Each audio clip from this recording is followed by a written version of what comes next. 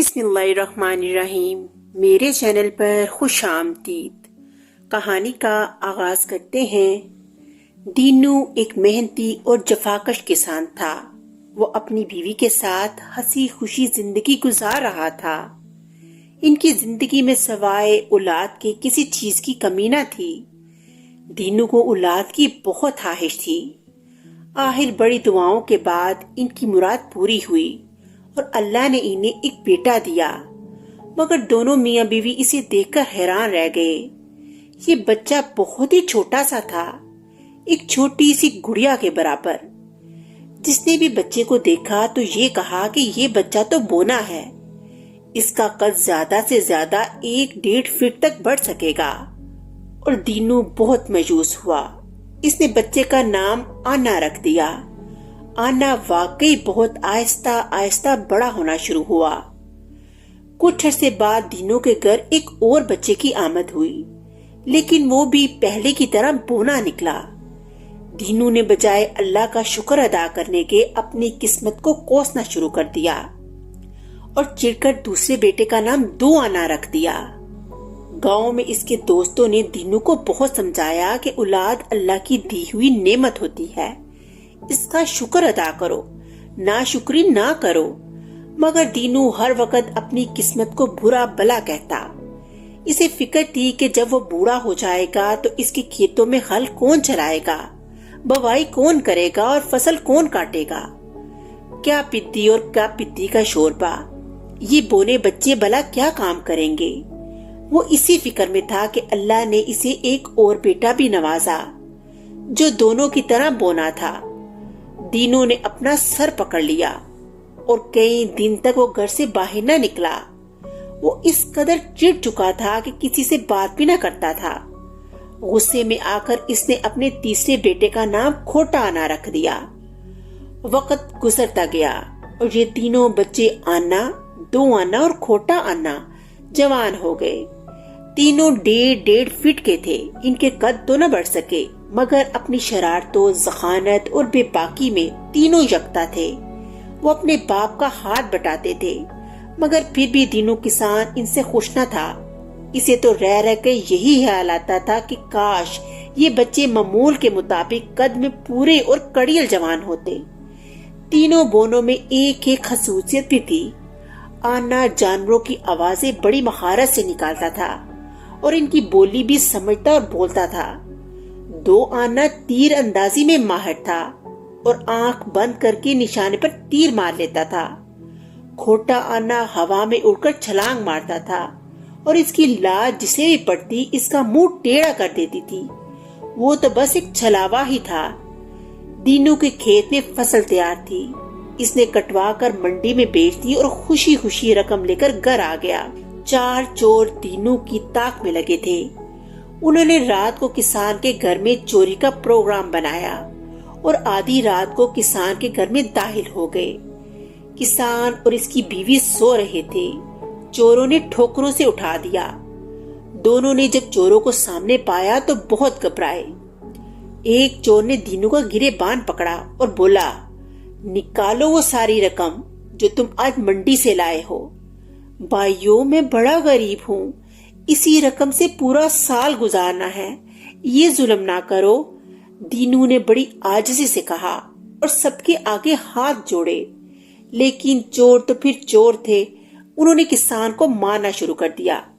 تینوں آنے یعنی آنا، دو آنا اور کھوٹا آنا یہ منظر چھپ کر دیکھ رہے تھے۔ آنا کسان کی چھتری میں چھپا ہوا تھا۔ دو آنا ایک بالٹی کو الٹا کر کے اس کے اندر بیٹھا تھا اور کھوٹا آنا اوپر مچھان پر رکھے گدوں اور تکیوں کے درمیان گھسا بیٹھا تھا۔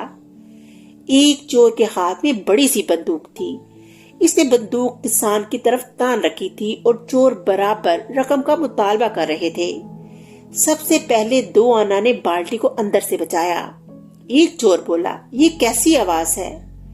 دوسرا بولا، تمہارے کان بج رہے ہیں۔ دو آنا نے پھر بالٹی بجائی۔ اب کے تو چوروں نے چاروں طرف دیکھا لیکن انہیں کچھ نظر نہ آیا۔ چوروں نے دینو سے پوچھا، یہ کیسی آواز ہے؟ دینو نے کہا، بھائیو مجھے کیا پتا، شاید کوئی جانور ہوگا، इसी वक्त आने ने अपने मुंह से भेड़िए की आवाज निकाली। एक चोर ने घबराकर अपने साथी की तरफ देखा और कहा, लो बाहर भेड़िए आ गए। दूसरे चोर ने इसे गुस्से से झिड़क दिया और बोला, चुप बुज़दिल, मैं डरता नहीं हूँ, तू मुझे डरा रहा है। किसान ने कहा, यहाँ आधी रात को बहुत खतरनाक जानवर आते हैं, आप लोग भाग जाएं। चोरों को सरदार बोला, वाह बेटा, हमसे चालाकी कर रहा है, निकाल जल्दी से सारे पैसे और नकदी। ये कहकर सरदार ने दीनू को एक थप्पड़ रसीद किया। ये देखकर आने ने शेर की बड़ी गरजदार आवाज निकाली, जिसे सुनते ही चोरों के हाथ पांव फूल गए। वो घबरा कर एक दूसरे की तरफ देखने लगे। इसी लम्हे खोटा आना जो मचान में बैठा था, जस्ट लगाकर बंदूक वाले चोर पर कूद पड़ा और एक जोरदार लात इसके मुंह पर रसीद की। चोर के हाथ से बंदूक छूट गई और अपना जबड़ा पकड़कर दोहरा हो गया। किसान ने झपट कर बंदूक उठा ली और चारों पर तान ली। खोटा आना एक बार फिर उड़ता हुआ आया और अपनी दोनों लातें इसने चोरों के सरदार के मुंह पर जमा दी। वो लड़खड़ाता हुआ एक कोने में जा गिरा। एक चोर ने आवाज लगाई, भागो, और वो सब भाग निकले। किसान ने इत्मीनान का सांस लिया और जिंदगी में पहली बार अपने बच्चों की तरफ देखकर मुस्कुराया। खोटा आना ने अपने बाप की तरफ देखा और कहा, अब्बा जी, हम रेज़गारी ही सही, लेकिन बड़े काम की रेज़गारी हैं। किसान बोला, बच्चों अब सो जाओ, लेकिन तुम्हारे लिए एक खबर है, वो सुबह सुनाऊंगा। तीनों आने जिद करने लगे, नहीं नहीं, क्या खबर है, अभी सुनाएं। किसान ने जवाब दिया, बादशाह ने ऐलान किया है कि इसकी 3 शहजादियों के लिए अच्छे और बहादुर शोहर चाहिए। वहाँ बड़े जबरदस्त मुकाबले होंगे, तुम भी जाकर किस्मत आजमाई करो। तुम लोगों ने उल्टे सीधे काम सीख रखे हैं, मुमकिन है कोई तुक्का लग जाए। तीनों आने बड़े खुश हुए और कहने लगे, हम लोग सुबह होते ही रवाना हो जाएंगे। गर्ज सुबह होते ही तीनों आने अपने सफर पर रवाना हुए और जल्द ही अपनी मंजिल पर पहुंच गए। जब मंजिलें तय करते हुए ये तीनों शहर में दाखिल हुए तो लोग इन्हें देखकर हंसने लगे और आपस में बातें करने लगे। ये तो शायद जोकर हैं जो शाही मसहरे बनने आए हैं। मगर वो सब बेनियाज चलते रहे। जब वो बादशाह के सामने हाजिर हुए तो बादशाह इन्हें देखकर बहुत खुश हुआ और बोला, तुम तीनों मिलकर लड़ोगे या एक एक करके? 2 आना ने जवाब दिया, जहां पना, हम तो मुकाबले में शरीक होने आए हैं, जैसी आपकी मर्जी। बादशाह ने कहा, तुम्हें पता है बड़े बड़े शहजादे और सूरमा इन मुकाबलों में हिस्सा लेंगे, तुम इनका मुकाबला भला कैसे करोगे? खोटा आना बोला, आप हमारे कद पर न जाएं और मुकाबले का इंतजाम कीजिए। बादशाह ने कहा, कल सुबह शाही ग्राउंड में आ जाना, अब जाके आराम करो। दूसरे दिन शाही ग्राउंड में तिल धरने को जगह न थी। चारों तरफ लोग खचाखच भरे हुए थे। कई नामी ग्रामी पहलवान, तीर अंदाज और तलवारबाज वहाँ मौजूद थे। आस पड़ोस के मुल्कों के शहजादे भी आए हुए थे। सभी बहुत अच्छे तीर अंदाज थे। सबसे पहले तीर अंदाजों का मुकाबला हुआ। ये मुकाबला 2 आना ने जीत लिया। पहलवानी और जोर आजमाई के मुकाबले में जब खोटा आना मैदान में उतरा तो चारों तरफ से लोग हंसे। कई जोरावर पहलवान इसके मुकाबले पर आए, मगर खोटा आना की फ्लाइंग किक्स ने सबके मुंह तोड़ दिए। अब बादशाह ने उठकर ऐलान किया, एक अनोखा खेल होगा। हम कुछ जानवर छोड़ेंगे और उम्मीदवारों के इनसे लड़ना होगा। अगर वो जानवरों को मार डालने में कामयाब हो गए तो शहजादियों की शादी इन्हीं बहादुरों से की जाएगी। मैदान खाली करके सिपाहियों ने पिंजरे खोल दिए। इन जानवरों में भेड़िए, कुत्ते, रीछ और खौफनाक किस्म के बड़े बड़े बंदर शामिल थे। ये देखते ही तमाम उम्मीदवार भाग खड़े हुए। अब मैदान में उतरने वाला कोई तैयार न था। फिर लोगों ने देखा कि आना, 2 आना और खोटा आना मैदान में उतरे और चारों तरफ से जानवर इनकी तरफ दौड़े। जैसे ही जानवर इनके करीब आए, आना ने शेर की गर्जदार आवाज निकाली। مگر آواز نکالنے سے پہلے اس نے اپنے تھیلے سے شیر کی کھال نکال کر اوڑھ لی تھی۔ جانور ڈر کے پیچھے ہٹنے لگے۔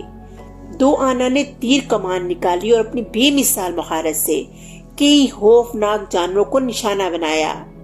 کھوٹا آنا اچھل اچھل کر دلتیاں جلا رہا تھا۔ تھوڑی دیر میں میدان میں جانوروں کی لاشیں بکھری پڑی تھیں اور میدان تالیوں سے گونج رہا تھا۔ بادشاہ نے تینوں بونوں کی جیت کا اعلان کیا اور اسی وقت شاہی پالکی میں تینوں شہزادیاں باہر آئیں۔ حسن اتفاق یہ تھا کہ تینوں شہزادیاں بھی بونی تھیں۔ بادشاہ نے آنوں کو مخاطب کر کے کہا، میں تو خود چاہتا تھا کہ آپ تینوں ہی جیتو، کیونکہ ان چھوٹی چھوٹی گڑیوں جیسی شہزادیوں کے لیے آپ تینوں سے اچھا کوئی رشتہ نہیں ہو سکتا تھا۔ دوسرے دن بادشاہ نے شادی کا اعلان کر دیا اور تینوں آنوں نے فوراً اپنے ابا یعنی دینو کسان اور اپنی ماں کو شاہی محل بلوا لیا۔ شادی کی تقریبات بڑی دھوم دھام سے ہوئی۔ شہنائیوں کی گونج میں اور خوشی اور مسرت کے شادیانوں میں دینو نے اللہ تعالیٰ سے معافی مانگی اور دل سے تسلیم کیا کہ اللہ تعالیٰ کی دی ہوئی ہر چیز پر شکر ادا کرنا چاہیے اور کبھی ناشکری نہیں کرنی چاہیے، کیونکہ اللہ کے ہر کام میں کوئی نہ کوئی مصلحت ضرور ہوتی ہے۔